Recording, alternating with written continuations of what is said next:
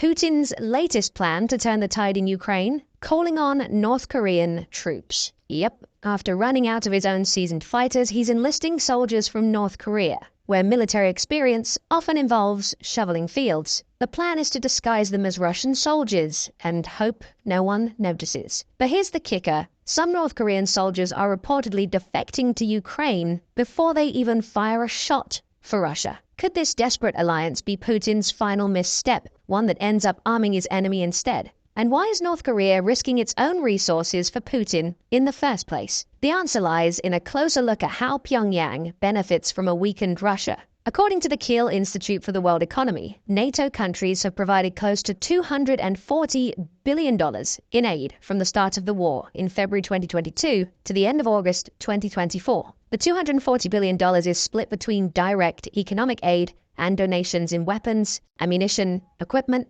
or training the Ukrainian troops. In fact, the amount spent on Ukraine by NATO closely approximates the combined Russian military budget for the past 3 years. And the results from those donations have been nothing but impressive. During the first half of 2024, Russia has failed to make significant progress in Ukraine on practically every front. The summer invasion of Kharkiv was an utter failure, resulting in Russia losing as many as 70,000 troops in under 2 months. The supposedly modern T-14 Armata tanks have proven to be no match for drone warfare and long-range tactics that both countries have developed and used extensively throughout the conflict. But perhaps the biggest event in the war happened at the beginning of August, when Ukraine decided to go on the offensive for the first time. Initially, with only a few hundred soldiers, the Ukrainian military crossed the border into the Russian Kursk region and started occupying territory. Although the Kremlin quickly insisted the invaders will be dealt with swiftly, the reality was the exact opposite. Russia essentially was completely unprepared for Ukraine managing to get beyond its borders. While Putin threatened a nuclear response if Ukraine fired NATO weapons at Russian territory, one of his security red lines, Ukraine managed to get into Kursk without firing any of the donated weapons. When Russia failed to mount a timely response, the message was clear.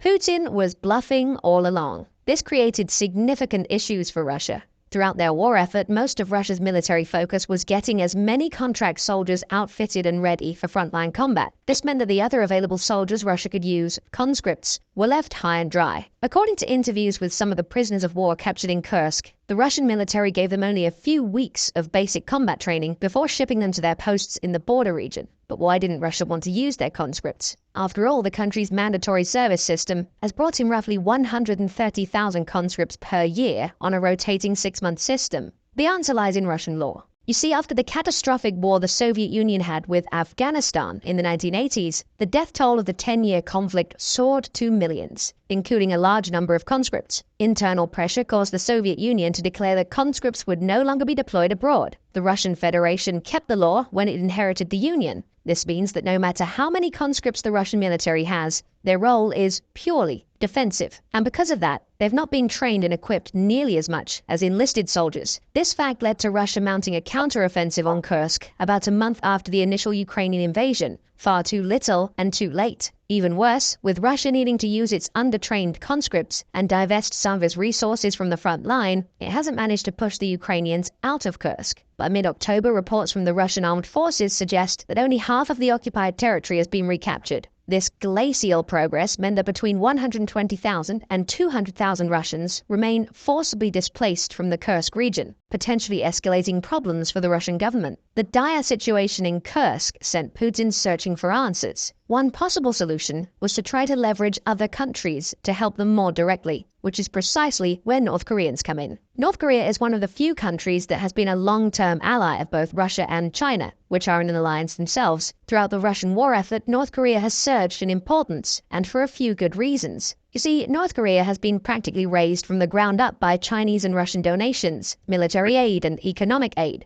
Most of the country's military equipment has its roots in Soviet weapons, which it has either used as is or modified. Additionally, the country has relatively advanced ballistic missile and artillery munition production systems, owing to the fact that long-range warfare is practically the only way for it to stay a relevant threat to its southern neighbor. North Korea has attempted more than 30 missile launches in 2023 and a record 64 tests in 2022. Roughly half of those launches were complete failures. The missiles presumably lack any meaningful firepower and defensive capabilities, so there's not quite a reason to worry just yet. But it has still made the country one of the most prolific ballistic missile testers. In fact, North Korea's ability to manufacture weapons and ammunition compatible with Russian platforms is a possible worry. While Russia has proved that its military is not quite at the technological level it needs to be to seriously threaten NATO, one of its best assets is its artillery technology. The most modern self-propelled artillery platforms, like the Tu-S-19, blow their Western counterparts out of the water in pretty much every respect. For one, Russian weapons typically have a much better sustained fire rate, with the newest designs aiming for roughly 10 rounds per minute. For reference, Western weapons typically achieve around 4 to 6 rounds per minute.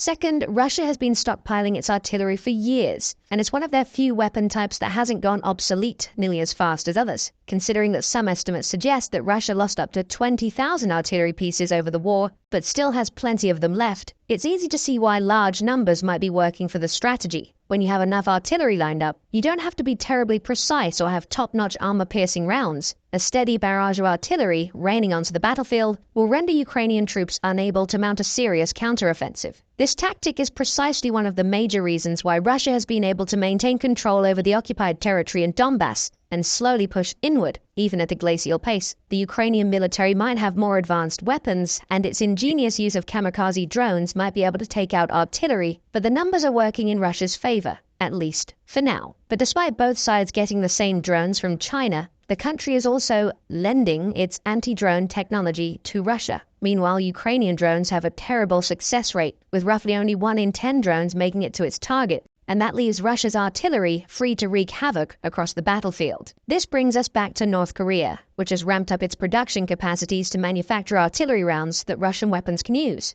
A South Korean report from February 2024 suggested that North Korea may have sent Russia as many as 9 million 152mm artillery shells in the previous 6 months, and there's no reason to believe that trade has stopped, or that there aren't shipments to Russia that were unaccounted for previously. Simply put, North Korea has allowed Russia to stay relevant in the war by enhancing one of its few advantages. But what does North Korea get out of the deal? While the agreements between Russia, China, and North Korea are not publicized, it's safe to say that the most likely scenario is Russia sending food supplies and other vital items to North Korea in return. If that wasn't enough, North Korea and Russia signed a mutual defense pact in June this year, vowing to defend each other's borders. At the time, this was only a blip on the radar of world news, considering that neither country was actually territorially threatened. But then the aforementioned invasion of Kursk happened. Ostensibly, Putin is now leveraging that as an opportunity to bring North Korea even deeper into the war. To that end, a South Korean report from October 15th suggested that 3,000 troops were spotted being moved from North Korea to Russia, presumably to be deployed somewhere in its territory. A subsequent report by Ukrainian intelligence has increased the number of troops to 10,000. Additional reports have suggested that the first batch of North Korean troops would contain up to 12,000. And where are all these people going to be deployed? Yes, you guessed it, Kursk. With Putin insisting the invasion means that Russian territory is threatened, rather than invoking one of his red lines that he says justifies the use of nuclear weapons, employing North Korea seems to be a middle ground solution. An infusion of 50,000 or more soldiers in Kursk would allow the Russian military to get a reprieve from combat in that region. Essentially, Russia plans to use North Korean troops for its defensive measures in border regions. This plan has a few major flaws, but let's first discuss the actual state of the troops that North Korea is sending to Russia. One of the ways that North Korea has been able to project any kind of military threat to South Korea in the past decades was due to the country's frankly overzealous mandatory military service requirements. North Korean men are required to serve in the nation's military for up to 8 years, while women serve for 5 years. These requirements are somewhat of an improvement from a few years ago when men had to be in the country's military for a full decade. The mandatory conscription means that North Korea keeps a standing army of around 1.3 million soldiers, which is practically on par with the US Armed Forces in terms of manpower. Additionally, some reports suggest that North Korea can conscript roughly 8 million people into the army on short notice in the event of a large-scale conflict. These numbers indicate that the 10,000 to 12,000 troops that North Korea has sent to Russia so far are practically a drop in the bucket compared to what it could send. This means that Russia might receive more and more soldiers as time goes on. But as mentioned, there are a few issues with this. First, while North Korea keeps a large standing army, its military is based on Soviet-era practices, and it's assumed that most of its equipment is decades behind modern Western or even Russian militaries. While North Korea and South Korea are technically still involved in the Korean War, actual fighting stopped in 1953 when the armistice of the North Korean War was signed. After that, North Korea became increasingly isolated from the rest of the world, keeping its relations confined to its closest allies like China and Russia. Therefore, the country's military doesn't have any real-life combat experience, and the only people in the country who did died a long time ago. This means that even if the soldiers North Korea sends to Russia are the cream of the crop of its country's military, that bar is so low that the soldiers are unlikely to fare much better than Russian conscripts anyway. North Korean defectors in South Korea have claimed that the average soldier suffers from food shortages, malnutrition, and possibly a lack of modern combat training. Secondly, the soldiers that North Korea has sent are unlikely to speak any Russian, which is primarily used in the Russian military. This creates a potentially insurmountable communication barrier between them and the native Russian forces. The reports of North Korean movements suggest that around 500 officers and 3 generals have joined the troops. Additionally, Ukrainian intelligence intercepting Russian communication suggests that there should be 1 interpreter and 3 officers per 30 soldiers that North Korea is sending. They are the ones likely to be serving the role of middlemen between the 2 countries' respective ground forces. But as you might have noticed, the number of troops on the move and the number of reported officers don't match the intelligence. And there's no mention of civilian or even military interpreters in any of the reports from South Korea or Ukraine about troop movements. That means that the Russian military might still be expecting more troops to come from North Korea, or that it needs to pull some of its own men from other units to act as senior officers or interpreters for the new forces. Either way, the lack of communication between Russian and North Korean soldiers on the ground means that they are unlikely to be as effective as they should be in the first place. Finally, North Korea doesn't typically allow its people to leave the country without an incentive to keep them chained to the motherland. For diplomats, this usually means that one member of the family will be left in North Korea as an unofficial hostage. For the soldiers who are traveling to Russia, the preventative measures are likely to be even harsher. A report from the Center for International and Strategic Studies suggests that the soldiers are likely to be cherry-picked to be the most loyal to the country, or have significant ties that would make misconduct, that is, desertion, potentially devastating. The report indicates that the troops could be accompanied by officials from the Workers' Party of Korea, the ruling body of the North Korean government. The officials would have the authority to follow the troops' every move, documenting their appearance, behavior, combat preparedness, and even more importantly, whether they plan to take items or knowledge back home. The last item on the list is one that's been particularly important for North Korea. Keeping outside knowledge away from the citizens is just one of the ways that the country has maintained a stranglehold on the population, and new interactions between North Koreans and Russians might have exactly the opposite effect. To counter that, the Center for International and Strategic Studies suggests that the soldiers might be sent to re-indoctrination camps to reaffirm their loyalty to the country before they return to North Korea. But what about the men themselves? How likely is it they're actually willing to go to Russia to fight for another army? There are a few different avenues to answering these questions. As mentioned, there's a high possibility that the soldiers sent to Russia are going to be among the most loyal and capable, making them relatively safe bets to stick around in the army and then return back home, if they don't die in the process, which is more likely. For these troops, going to Russia presents a unique opportunity to get out of North Korea to gain prestige and higher social standing, including better job opportunities back home. Even the families of people who died in the war in Russia might get significant benefits, social respect, and advantages. Additionally, working outside of the country will give these people an opportunity to earn significantly more than they could at home. Based on interviews with previous defectors, the average soldier earns less than $1 per day. Yep, that's right, a single dollar. The deal with Russia, where the country will pay a regular Russian soldier's salary to North Korea, stipulates that only 10 to 15% of that will be given to the soldier. Even then, a year on the battlefield will net a soldier somewhere between $1,500 and $2,500, which is practically a fortune in North Korea. This could result in many more young men volunteering to serve in Russia, despite more than likely being constantly under surveillance by North Korean authorities. The chance to experience another country and earn significantly more money than back home is practically a siren's call. Of course, there's also the matter of the inherent danger that comes with serving alongside the Russian military. Initial reports from the Ukrainian military have suggested that some North Koreans are already seeing combat operations in Kursk and even possibly outside the region. The combination of foreign terrain, language barriers, and subpar experience and training seems to be affecting the new North Korean soldiers, as the Ukrainians say they were less than impressed after seeing their performance.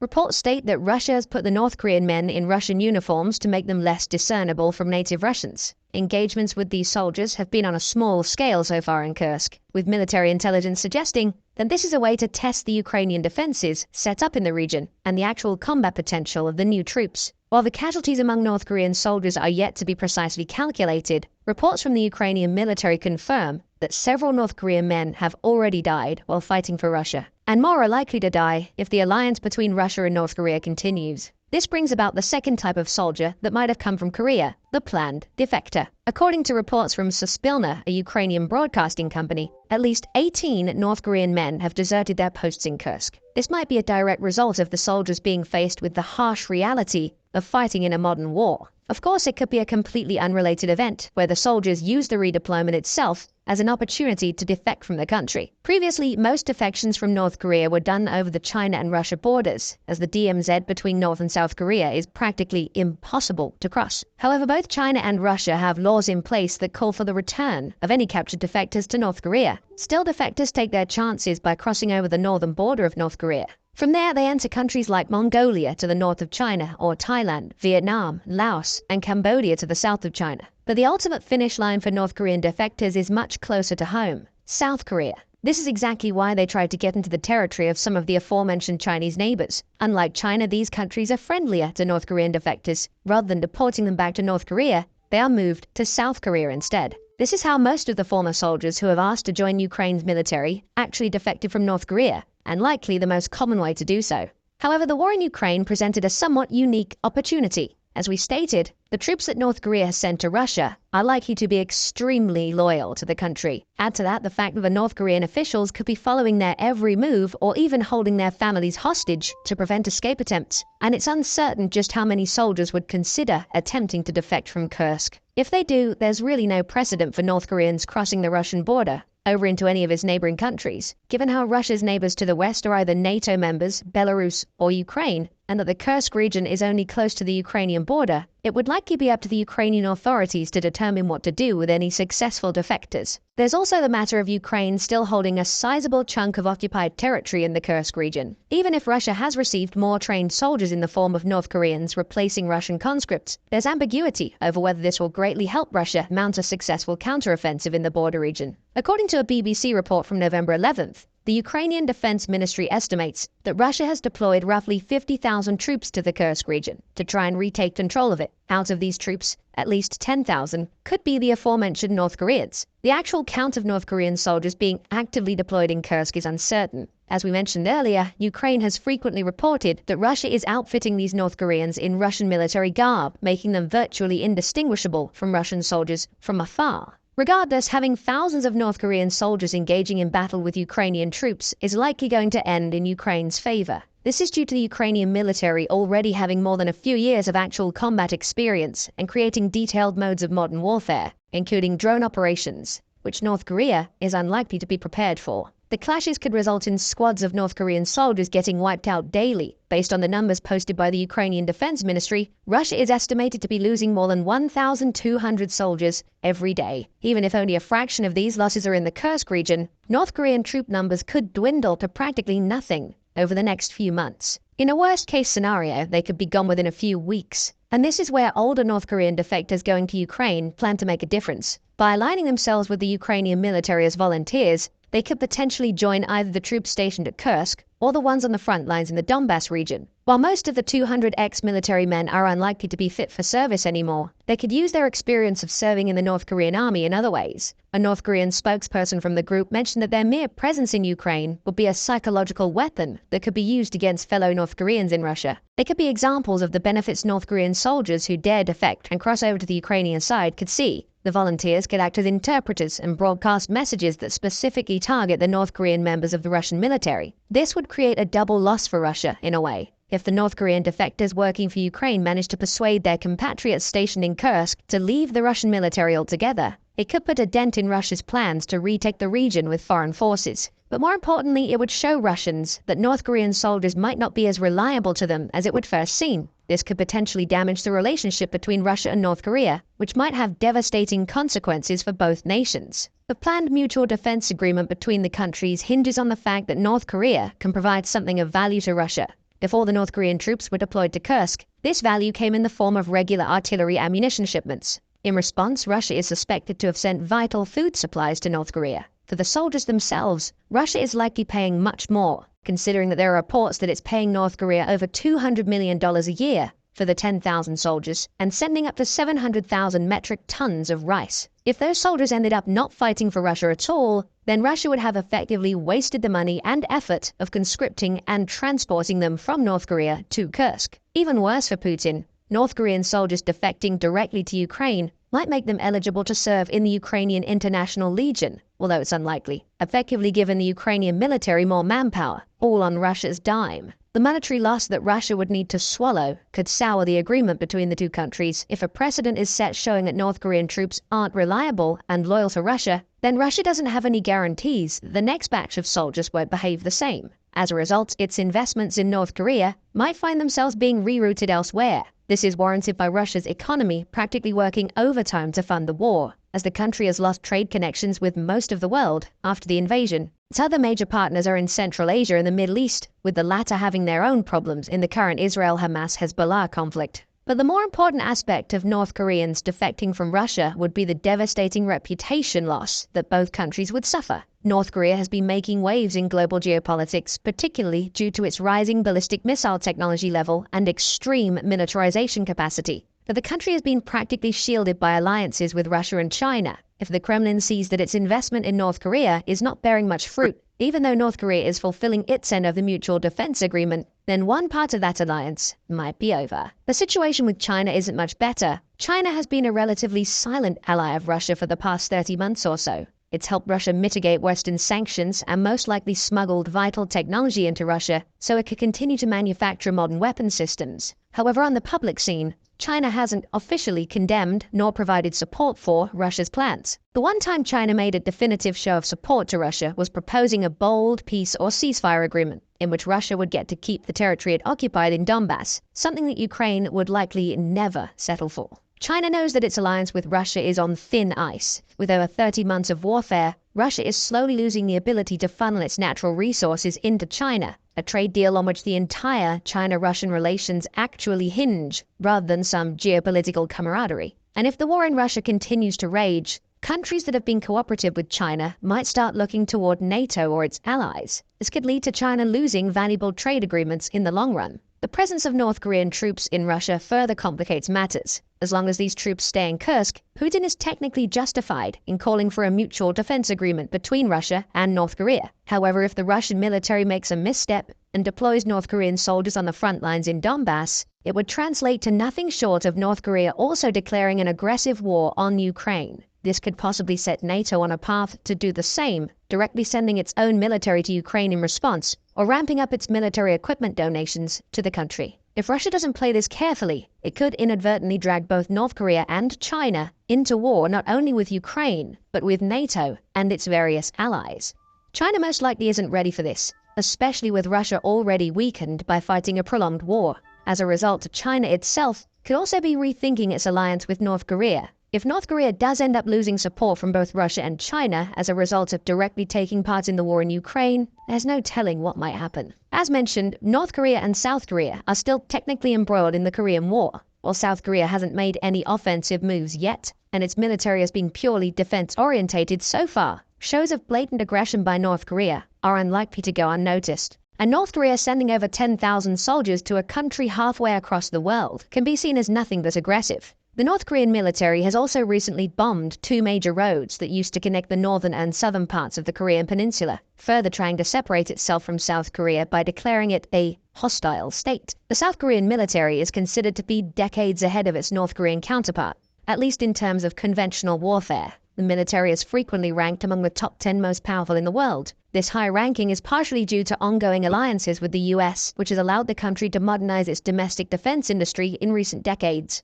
Thus, South Korea has become the world's 9th largest weapons exporter. The bulk of the country's military development efforts are put into creating an insurmountable defensive force, spurred by the fact that Pyongyang and Seoul are just 120 miles away from one another. South Korea's military has fewer active personnel, but probably more reservists, since it has a similar mandatory military service requirement to North Korea, albeit with shorter service durations. This means a potential renewal of the Korean War would see the South Korean military outnumbered, but still maintain a clear technological advantage in conventional warfare. Of course, there are worries that North Korea has been developing nuclear weapons, especially considering its proclivity to conduct missile tests by the dozens each year. South Korea currently doesn't have nuclear weapons on its own, relying on the US nuclear deterrence systems for protection. However, the recent shifts in the US foreign policy, which are likely going to move away from South Korea with President-elect Donald Trump being reinstalled in January, could mean that South Korea might start planning to develop its own nuclear weapons. This would mean that China would see yet another nuclear country in its vicinity, further discouraging it from supporting North Korea openly. All these factors combined make North Koreans being stationed in Russia a dangerous prospect. First, the soldiers could very well be killed without making a significant impact in either Kursk or the regions closer to the front in Donbass. Essentially, they'd be sent to their deaths for no good reason.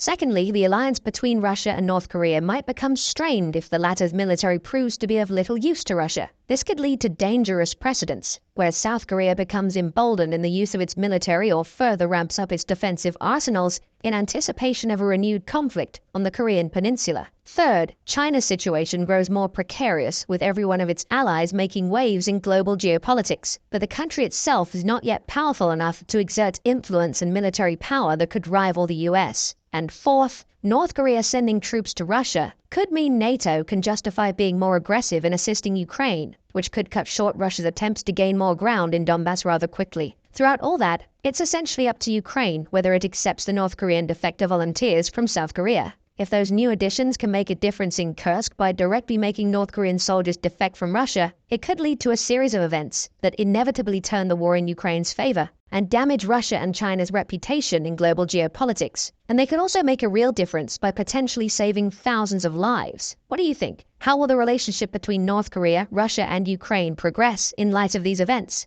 Let us know what you think in the comments, and thank you for watching. Now go and check out, is North Korea training its soldiers in Ukraine for war with South Korea? Or click this other video instead.